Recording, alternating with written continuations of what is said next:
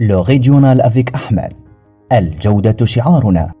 إذا كنت من المتابعين الجدد اشترك الآن في القناة ليصلك كل جديد بالضغط على الزر الأحمر أسفل الفيديو مع تفعيل زر الجرس، ولا تنسى دعم المحتوى بالضغط على زر لايك. Bonsoir mes amis, ravi de vous rencontrer dans cette nouvelle vidéo. C'est la suite des sources d'arguments. D'accord? On va également aujourd'hui, nous allons parler des sources d'arguments, de la banque d'arguments. Et nous passons au sixième élément, à savoir le dictionnaire.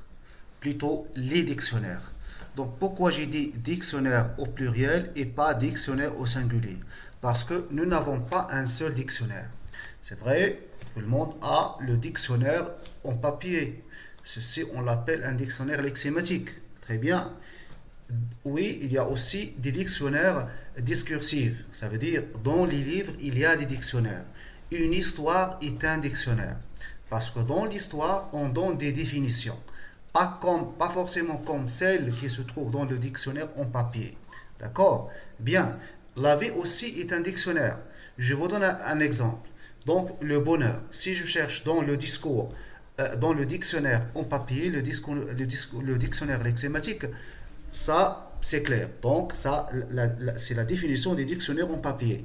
Bien. Mais dans une histoire, dans un livre, dans la vie, le bonheur a plusieurs définitions aussi. Par exemple, être heureux, c'est voyager. Être heureux, c'est lire. Mais dans le dictionnaire en papier, tu ne vas pas trouver que le bonheur est égal à voyager, ou bien être heureux est égal à lire, etc. Donc, écoutez, nous n'avons pas un seul dictionnaire, mais des dictionnaires. Bien. Alors, en rédigeant un texte argumentatif, je peux avoir recours au dictionnaire avec un X à la fin. Bien. Et bien sûr, un S à la fin de dictionnaire. Quelques expressions à utiliser. Des exemples, hein? Désolé, ce sont des exemples.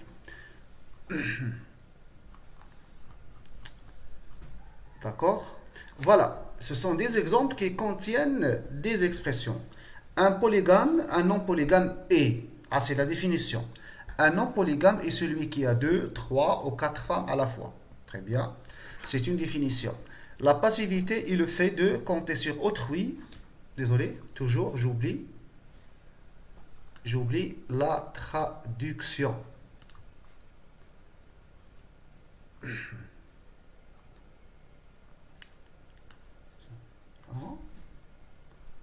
Bien.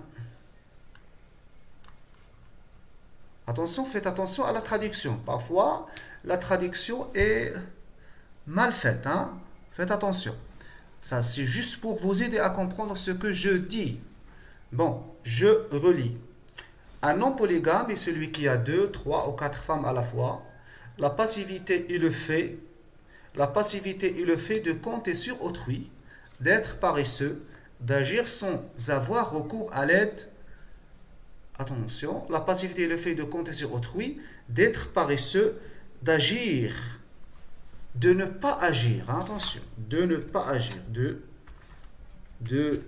ne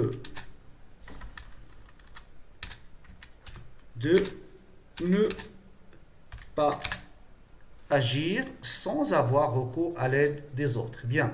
L'hypocrisie consiste à avoir plusieurs facettes. Très bien. Un être superstitieux est une personne qui a recours aux saints, aux marabouts, aux frères pour résoudre ses problèmes. Elle croit à leur pouvoir d'agir en sa faveur. Bien. Un élève studieux, travailleur, ça veut dire un élève studieux est celui qui passe le clair de son temps à réviser ses leçons. C'est clair, c'est une définition. Très bien. Oui, voilà. Donc chacun de nous peut avoir sa définition, sa conception des choses. Le bon citoyen est celui qui ne brave pas les lois de son pays. Voilà. Voilà, le bon citoyen est celui qui ne transgresse pas les lois de sa patrie. Bien. Un bon professeur est celui qui mène ses élèves non seulement à bien recevoir un savoir, mais également à le produire. Très bien, c'est ça la définition, la conception d'un bon professeur. Bien, le bonheur. Mais écoutez, donc ces définitions ne sont pas copier-coller d'un site ou bien, etc. Ce sont mes définitions. Et ce sont juste des exemples pour vous aider à savoir qu'est-ce que ça veut dire une définition. Bien, le bonheur, c'est voyager. Voilà, donc peut-être en lisant une histoire, j'ai découvert que le bonheur, c'est voyager. Ou bien en voyageant vraiment, j'ai découvert que le bonheur, c'est voyager. Bien, le bonheur, c'est voyager, rencontrer des gens, découvrir d'autres cultures. Des exemples. Nous avons le sujet numéro 1. Dans un reportage télévisé sur la solidarité, un citoyen dit « Je n'aime jamais les pauvres ». Vous rédigez un écrit argumenté dans lequel vous dites si vous êtes d'accord ou non avec ce citoyen.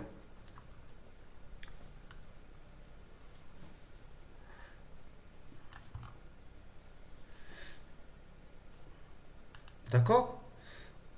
Suite de la lecture. Voilà. Vous appuyez votre point de vue par des arguments précis. Très bien. Alors, bien. Attendez. Cérémonie, donc je ne sais pas comment j'ai... Ah bon, donc ici, normalement, je dois supprimer ceci. Hein, d'accord. Normalement, c'est à supprimer. D'accord? Je supprime. Voilà, c'est le sujet numéro 1. Sujet numéro 1, je n'ai jamais connu l'école. L'ignorance m'a conduit en prison. Très bien. Cette déclaration, normalement, ta. Hein? Normalement, c'est ta. Cette déclaration t'a énormément ému, de sorte que tu as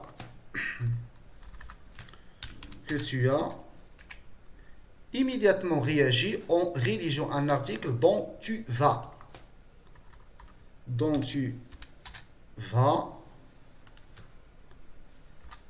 le verbe aller au présent, mettre en exergue l'importance du rôle social de l'école. C'est très bien. Voilà, c'est le sujet. Un exemple d'argument que je tire d'un dictionnaire. Les dictionnaires. Exemple 1. L'école est l'endroit où l'on prépare les générations futures. D'accord?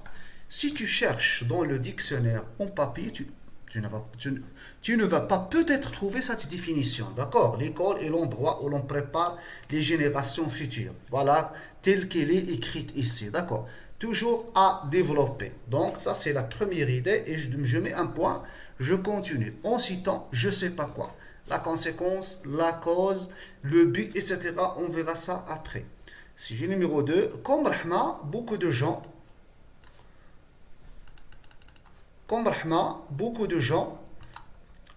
organisent souvent des cérémonies faites avec repas. Par contre, d'autres considèrent que ce genre de célébration n'est qu'une perte de temps et d'argent. Bien.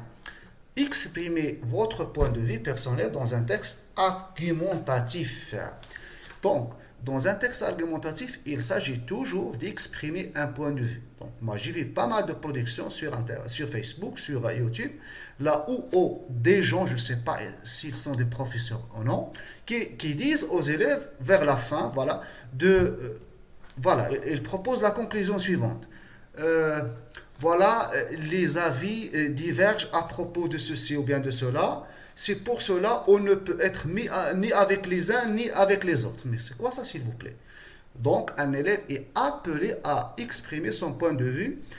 C'est une prise de position. Toujours dans un texte argumentatif, il y a une prise de position. Donc, je reviens au sujet. Voilà, exemple. L'argument qui correspond à un exemple d'argument qui correspond au sujet numéro 2. Organiser une cérémonie, c'est convier les gens que l'on aime. Voilà, les gens que l'on aime. Les gens, c'est pas grave. À développer, c'est une définition. Et n'oubliez pas, mes amis, que d'écrire, c'est aussi définir. D'écrire, c'est définir. Donc, lorsque je décris, je définis. Des exemples. L'être solitaire vit à l'écart des gens. Je suis là en train de décrire l'être solitaire. Bien, alors je suis en train de le définir, de donner ses caractéristiques, ses traits. Bien, l'être solitaire vit à l'écart des gens. Il ne leur adresse la parole que dans le cas de besoin. D'accord? C'est ça ma définition. C'est à toi de proposer peut-être la même ou bien une autre définition. Alors, ici, je vais définir l'enseignement traditionnel. L'enseignement traditionnel se caractérise par l'usage de la violence. Ici, je le décris, donc je le définis. Bien, exemple, sujet 3. D'accord. Je vais donner une description en relation avec ce sujet. De moins en moins, les gens... Désolé.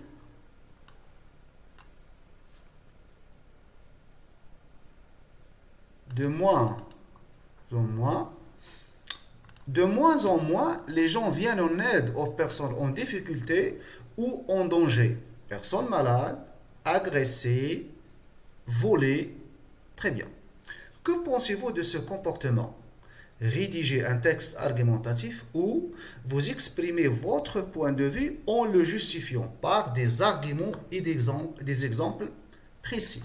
D'accord.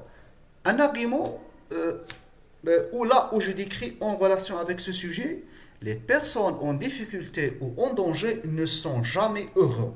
Ah, c'est une description, c'est une définition. Très bien, voilà. Alors, à développer toujours. Sujet 4. Dans la boîte à merveilles, remarquez le titre en italique. Dans la boîte à merveilles, toutes les femmes sont illettrées. Ça veut dire illettrées, analphabètes.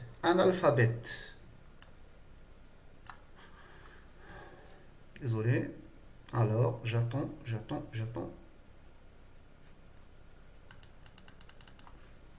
La traduction. Dans la boîte à merveilles, toutes les femmes sont illettrées, incultes et soumises. Bien. À votre avis, une société peut-elle se développer sans l'émancipation de la femme? D'accord? Donnez votre point de vue à ce sujet. D'accord? En vous appuyant sur des arguments pertinents et des exemples précis. D'accord?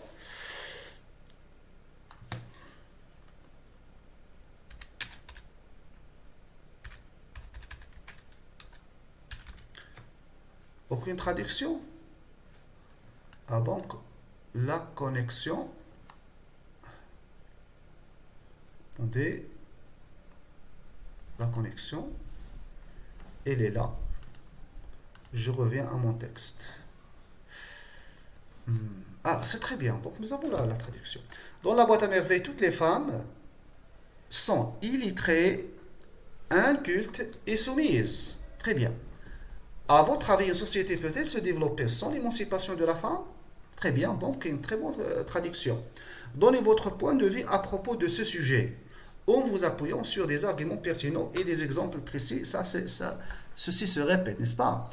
Un argument en relation avec ce sujet à travers la description. D'abord, une femme émancipée est une femme libre, tout simplement. Là, je décris la femme émancipée. D'accord? Une femme émancipée est une femme libre. Donc, pour moi, l'émancipation est égale à liberté. Bien. 7. Une autre source d'arguments. Une autre banque d'arguments. La banque d'arguments, c'est là où je trouve des arguments. Pour trouver des arguments, je viens de le dire, il y a la société, l'autorité, la définition, la description. D'accord. Mais il y a aussi la mise en parallèle. Parce que quand je compare, là, automatiquement, il y a des informations. Quand je compare, il y a des informations à dégager. Bien, la mise en parallèle, c'est la comparaison et l'opposition. Comparer, opposer deux choses. Bien, deux choses, ou bien deux personnages, deux personnes, etc. On verra. Voilà, donc mettre en parallèle, la mise en parallèle, la comparaison ou bien l'opposition, on compare ou bien on oppose deux personnages. Personnage 1 via personnage 2. ou bien comportement 1 via comportement 2, ou bien espace 1 via espace 2, ou bien idée 1 via idée 2, ou bien personne 1 via personne 2. D'accord? Bien. Avec... Ah, je compare. Je peux comparer par exemple autrefois et aujourd'hui. Je peux comparer avec via sans. Vivre avec ses parents, vivre sans ses parents. Par exemple. Hein? Travailler avec ses professeurs, travailler sans ses professeurs. Ainsi de suite. Bien. Alors, quand je compare, quand je pose deux situations, deux personnages, deux personnes, etc., là, c'est une source d'information. Bien. Là, sont quelques... Ah oui, je peux... Très bien. Également, je peux comparer... Là, écoutez, donc ça, c'est un travail personnel. C'est un travail personnel. Voilà, donc... voilà. C'est clair. Avant, on compare avant avec après. On compare maintenant via autrefois. Autrefois. Enfance via adolescence. Ou bien jeunesse via vieillesse. Ainsi de suite. Etc. Et la vie en communauté, la vie dans une maison à part. D'accord, la cohabitation et la vie dans une maison à part. Ça, il y a beaucoup de choses à comparer. Bien, bien. Maintenant, quelques expressions comme 3 points, virgule, je vois que 3 points. Par exemple, s'il s'agit d'une citation je sais pas, d'un citoyen, d'un adolescent, d'un éducateur, je peux dire par exemple, comme cet éducateur, je vois que ceci et cela. À l'instar des jeunes d'aujourd'hui, on doit faire ceci et cela. À l'inverse des jeunes d'autrefois, je désapprouve, pardon. Ah oui, à l'inverse, pourquoi pas? À l'inverse des jeunes d'autrefois, je désapprouve ceci ou bien cela.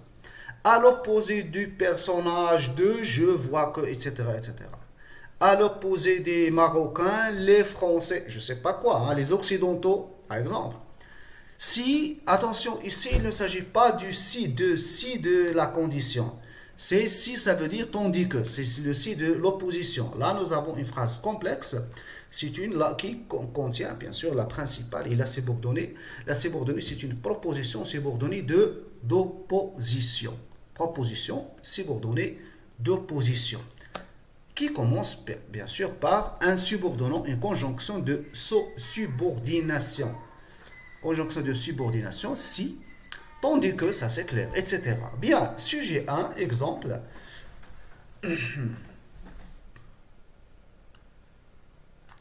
Je lis le sujet. Je n'ai jamais connu l'école. L'ignorance m'a conduit en prison, déclare un jeune prisonnier à un journaliste.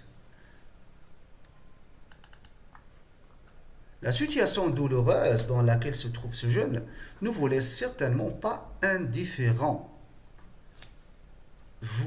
Vous laisse.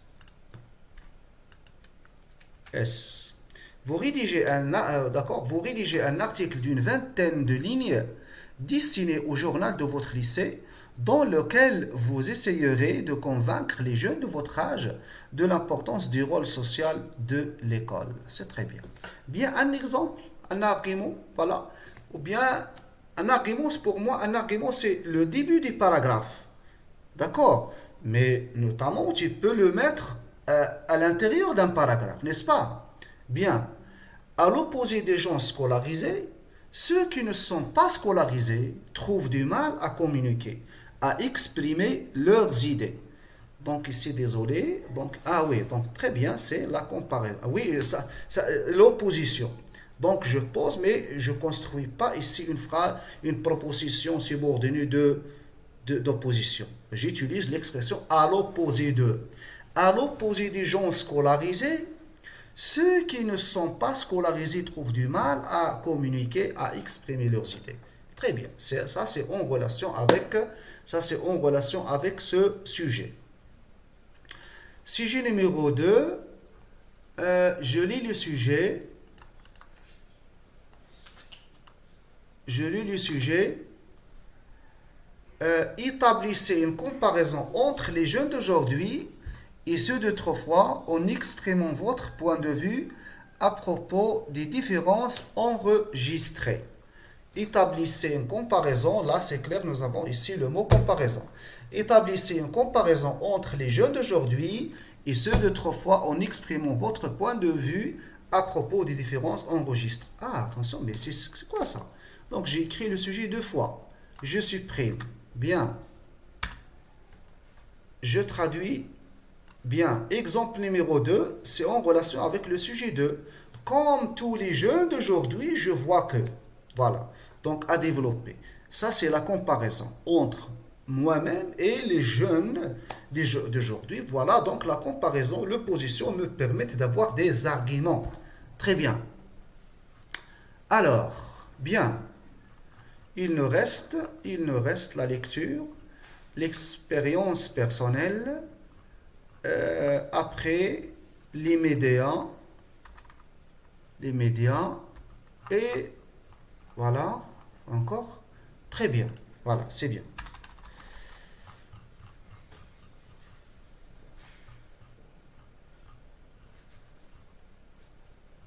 Très bien, voilà, donc je m'arrête là. La prochaine séance, on va commencer par l'élément numéro 8. Ça veut dire on va commencer par une autre source d'information. Une autre source, un autre moyen qui nous permet d'avoir des arguments, d'avoir des idées, ça veut dire. Hein? D'avoir des idées. Voilà, mes amis, je vous laisse. Au revoir.